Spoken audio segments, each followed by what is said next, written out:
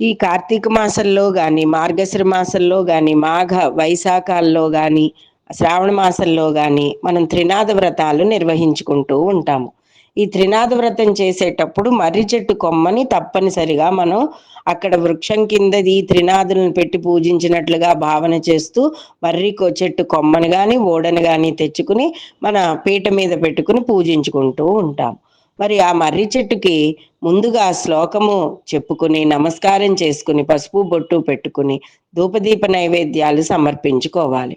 అటువంటి సమయంలో ఆ మర్రి చెట్టు వృక్షాన్ని ప్రార్థన చేసే శ్లోకం సావిత్రీయం నమస్తుభ్య వటవృక్షే మహాసతి పాపాపహారిణి దేవి కళ్యాణం కురు పూజితే. సావిత్రీయం నమస్తుభ్య వటవృక్షే మహాసతి పాపాపహారిణి దేవి కళ్యాణం కురు పూజితే అని చెప్పి శ్లోకం చదువుకుని నమస్కారం చేసుకుని పసుపు బొట్టు పెట్టి ఆపై త్రినాద వ్రతానికి ఉపక్రమించాలి.